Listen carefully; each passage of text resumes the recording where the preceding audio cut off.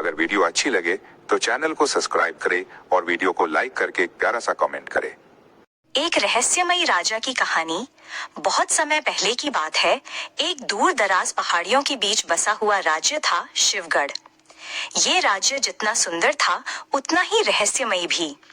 यहाँ का राजा राजा आदित्य वर्मा अत्यंत न्यायप्रिय, वीर और विद्वान था। लेकिन उसके जीवन में एक ऐसा रहस्य छिपा था जिसे जानने की किसी की भी हिम्मत नहीं होती थी। लोग कहते थे कि राजा रात में महल से बाहर निकल जाता है और पहाड़ियों के पार उस प्राचीन जंगल में जाता है जहां कोई साधारण व्यक्ति जाने की कल्पना भी नहीं कर सकता। राजा आदित्य वर्मा का जीवन बहुत ही अनुशासित था, परंतु उसका एक नियम सबको चौंकाता था। वो हर पूर्णिमा की रात को अकेला राजमहल के पिछले दरवाजे से बाहर निकलता और सुबह तक वापस आता। किसी भी सेवक को उसकी अनुपस्थिति पर सवाल उठाने की अनुमति नहीं थी। कुछ साहसी दरबारियों ने एक बार उसका पीछा करने की कोशिश की थी, लेकिन वे कभी लौटे नहीं। तभी से महल में डर और रहस्य का साया छा गया। राजा का ये रहस्य तब और गहराया जब एक दिन राज्य में एक रहस्यमयी युवती आई जिसका नाम था चंद्रलेखा। वो अत्यंत सुंदर और विदुषी थी।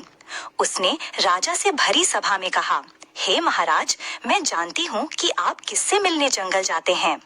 ये सुनकर पूरी सभा सन्न रह गई। राजा की आंखों में एक पल को हैरानी झलकी। फिर उसने धीमे स्वर में कहा, यदि तुम जानती हो तो बताओ, मैं किससे मिलने जाता हूँ। चंद्रलेखा मुस्कुराई और बोली, आप अपनी मृत पत्नी रूपलेखा की आत्मा से मिलने जाते हैं, जो अभी भी उस जंगल में वट वृक्ष के नीचे आपके प्रेम की प्रतीक्षा कर रही है। राजा स्तब्ध रह गया। उसकी आंखों में आंसू आ गए। उसने धीरे से स्वीकार किया कि वर्षों पहले उसकी रानी रूपलेखा की मृत्यु अचानक बीमारी से हो गई थी, लेकिन मृत्यु से पहले उन्होंने राजा से वादा लिया था कि वो पूर्णिमा की रात को उसी वट वृक्ष के नीचे आएंगे जहां वे पहली बार मिले थे। और तभी से राजा हर पूर्णिमा की रात उस स्थान पर जाकर रानी की आत्मा से मिलते थे। केवल राजा की सच्ची भक्ति और प्रेम के कारण ही रूपलेखा की आत्मा उस स्थान पर बंधी थी। वो न तो मुक्त हो पाई और न ही आगे बढ़ सकी। चंद्रलेखा ने राजा को बताया कि यदि वे रानी की आत्मा को शांति देना चाहते हैं तो उन्हें उस वचन से मुक्ति देनी होगी और उनकी आत्मा की मुक्ति के लिए अंतिम संस्कार की एक विशेष विधि करनी होगी जो केवल हिमगिरी के ऋषि ही कर सकते थे।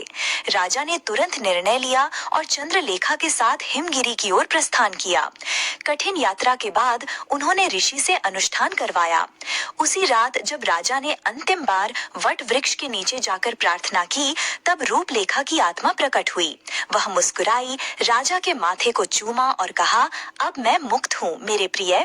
उसके बाद से राजा ने पूर्णिमा की रात को कभी महल नहीं छोड़ा। उन्होंने अपने शेष जीवन में राज्य को और अधिक समृद्ध बनाया। लेकिन उनके कक्ष की दीवार पर अब भी एक चित्र टंगा था रूपलेखा का, जिसे वो हर रात सोने से पहले देखकर मुस्कुरा दिया करते थे। चंद्रलेखा वहीं महल में रह गई और कालांतर में राज्य की मुख्य सलाहकार बनी। लोगों ने राजा की इस गहरी प्रेम कथा को शिवगढ़ का रहस्य नाम दिया। रूपलेखा की आत्मा की मुक्ति के बाद शिवगढ़ में लंबे समय तक शांति बनी रही।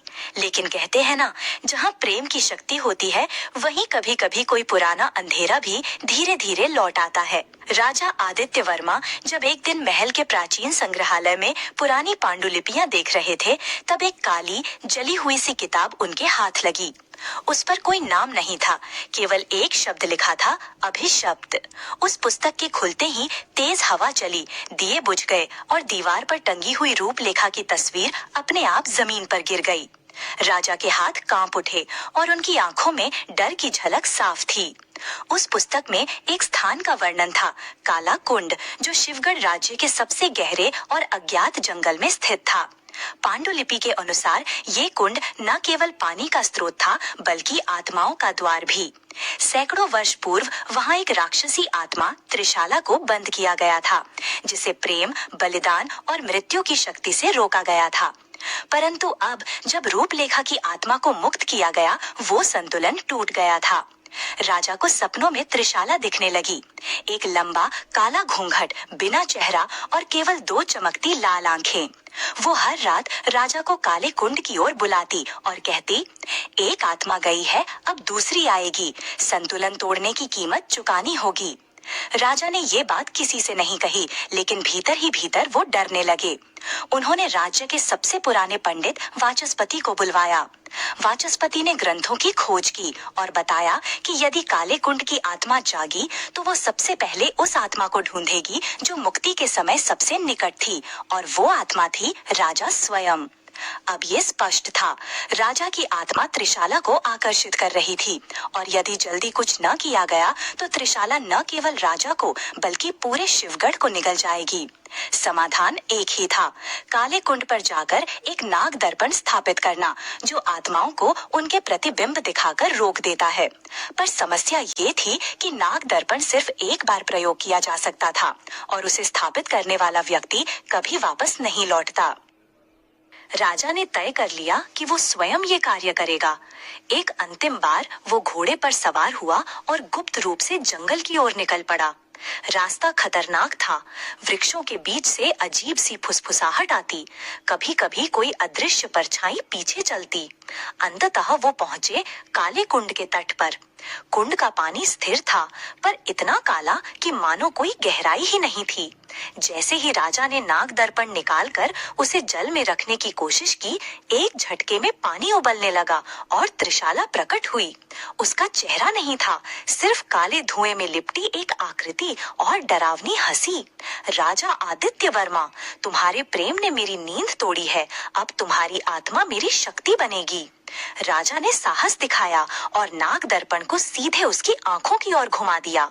त्रिशाला की चीख जंगल को कंपा गई। दर्पण ने उसका प्रतिबिंब दिखाया, वो बदसूरत जली हुई आत्मा जो केवल बदले की आग में जल रही थी। त्रिशाला छटपटाई, चिल्लाई और अंततः नाग दर्पण में कैद हो गई। लेकिन उसी क्षण दर्पण एक तेज प्रकाश के साथ फट गया और राजा अदृश्य हो गए। अगली सुबह राज्य के सैनिक जब जंगल पहुंचे, वहां राजा नहीं थे, केवल कुंड के किनारे एक वस्त्र और उनके मुकुट का एक छोटा टुकड़ा पड़ा था। वे समझ गए, राजा ने अपने राज्य की रक्षा के लिए स्वयं को न्यौछावर कर दिया। महल में जब ये खबर पहुंची, पूरा राज्य शोक में डूब गया। लेकिन उसी रात वट वृक्ष के नीचे फिर हल्की नीली रोशनी दिखाई दी, जैसे कोई अदृश्य शक्ति पहरे पर हो। और तभी से शिवगढ़ के लोगों ने एक नया नाम लिया, शहीद राजा आदित्य।